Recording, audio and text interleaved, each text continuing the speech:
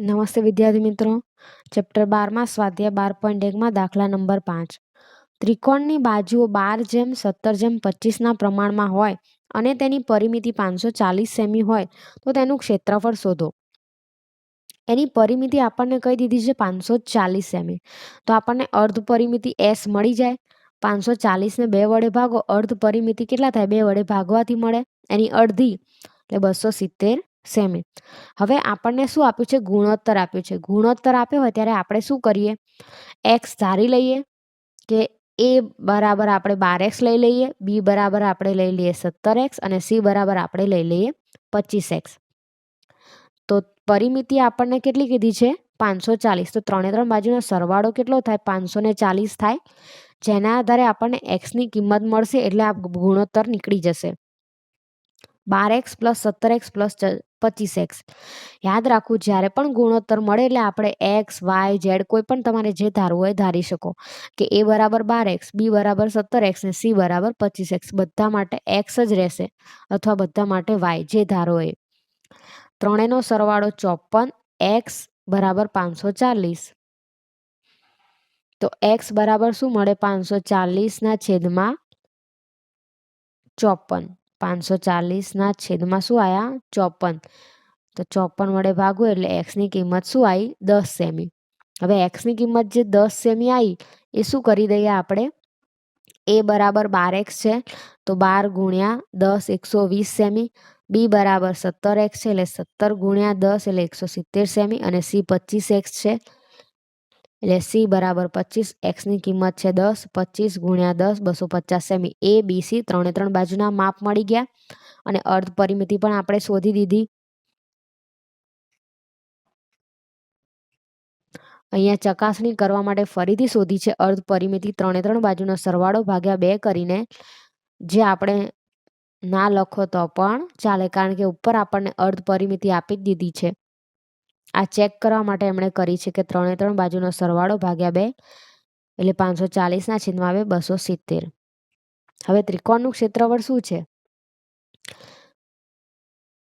ત્રિકોણનું ક્ષેત્રફળ બરાબર વર્ગમૂળની અંદર s, s - a, s - b, s - c, જેમાં s 270 છે. એ આપણે શોધ્યા 120 સેમી, b આપણે શોધ્યા 170 સેમી અને c આપણે શોધ્યા 250 સેમી. બાદબાકી કરી તો આયા 150, અહીંયાથી આયા 100, અહીંયાથી આયા 20 સેમી. હવે આ બધા જે છે એ બધાના શું કર્યા છે? અવયવો પાડી દીધા છે. હવે આગળની ગણતરી તમારે કરવાની છે અને જવાબ 9000 આવશે. 9000 સેમી સ્ક્વેર આવશે ત્રિકોણનું ક્ષેત્રફળ. ગણતરી તમારે કરવાની. 150ના ભાગ પાડો, 100, 20 અને 270 એવા ભાગ પાડવાના કે જેનું વર્ગમૂળ નીકળી શકે. પ્રશ્ન 6. સમદ્વિ બાજુ ત્રિકોણની પરિમિતિ 30 સેમી. હવે આ જે આ ત્રિકોણ છે એમાં કોઈ પણ બે બાજુના માપ કેવા હશે? સરખા. અને સમાન બાજુઓ પૈકીની પ્રત્યેકની લંબાઈ કઈ છે? 12 સેમી. એટલે એમણે કીધું છે કે આ જે સમદ્વિ બાજુ ત્રિકોણ છે એમાં જે બે બાજુના માપ કેવા હોય? સરખા હોય. તેમાંથી માપ કેવું છે? એકનું 12 સેમી તો બીજી બાજુનું માપ પણ કેવું હોય? 12 સેમી, કારણ કે સમદ્વિ બાજુ છે એટલે બે બાજુ કેવી હશે? સરખી. એમણે ત્રીજી બાજુ નથી આપી પરંતુ પરિમિતિનું માપ આપી દીધું છે 30 સેમી. આ ત્રિકોણનું ક્ષેત્રફળ શોધવાનું છે આપણે. તો ત્રિકોણની પરિમિતિ આપણને ખબર છે ત્રણે બાજુનો સરવાળો. તો એમાં બે બાજુ આપણને ખબર છે એટલે બે બાજુ એમને શું લઈ લીધી? ભેગી. બે બાજુનો સરવાળો પ્લસ ત્રીજી બાજુ 12 + 12. ત્રીજી બાજુ આપણે શોધવી છે. ત્રિકોણની પરિમિતિ 30 છે. અહીંયા 12 + 12 24. 30માંથી 24 જાય તો કેટલી આવે ત્રીજી બાજુ? 6 સેમી. ત્રણે બાજુનો સરવાળો કીધો છે. 12 + 12 ત્રીજી બાજુ આપણે શોધવાની હતી એટલે ત્રીજી બાજુ મળી ગઈ 6 સેમી. એટલે a 12 થશે, b 12 થશે અને c કેટલા થશે આપણા? 6 સેમી. હવે ત્રિકોણનું ક્ષેત્રફળમાં આપણને s ની જરૂર પડે. s એટલે અર્ધ પરિમિતિ. તો પરિમિતિ ભાગ્યા અડધા કરી દે એટલે અર્ધ પરિમિતિ મળે. પરિમિતિ આપણને આપી હતી 30, એના અડધા 2 એટલે 15 સેમી s થઈ ગયા.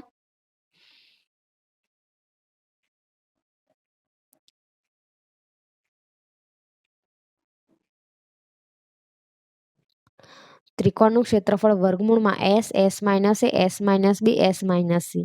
તો વર્ગમૂળમાં આપણને s આપણે શોધ્યા 15, 30ના અડધા 2 અને એ 12, બી 12 અને સી આપણે ત્રીજી બાજુ શોધી 6. બાદ બાકી કર્યા 3, 3 અને અહીંયા આવ્યા 9. 3, 3 એઝ ઇટ ઇઝ આ જે 3 છે એ 3 અહીંયા એઝ ઇટ ઇઝ રહેશે. 9ના ભાગ પાડ્યા 3 ગુણ્યા 3, 15ના ભાગ પાડ્યા 5 તરી 3. હવે અહીંયા 1, 2, 3 4 વખત 3 આવે છે એટલે જુઓ આ 3નો વર્ગ અહીંયા આજે 3 ગુણ્યા 3 3નો વર્ગ, 3 ગુણ્યા 3 3નો વર્ગ, 5 ને 3 અલગ રાખ્યા છે. હવે આ 3 તરી 9 આગળની ગણતરી તમે જાતે પણ કરી શકો છો. 3નો વર્ગ 3નો વર્ગ એટલે શું કહેવાય 9નો વર્ગ, 5 ગુણ્યા 3 એટલે 15, 15નું વર્ગમૂળ નીકળતું નથી એટલે વર્ગમૂળની અંદર શું રાખ્યા 15. 9નો વર્ગ એટલે વર્ગમૂળ અને વર્ગ નીકળી જાય એટલે 9√15 સેન્ટીમીટર સ્ક્વેર. આ જે ગણતરી છે એ તમે તમારી રીતે પણ કરી શકો છો. ગણતરી તમારી રીતે ગમે તે રીતે તમારે કરવાની, પરંતુ સાચી ગણતરી હોવી જોઈએ. વર્ગમૂળને આ જે અવયવ પાડવાના છે એ તમારી રીતે પણ તમારે કરી શકાય. ઓમ નમઃ શિવાય.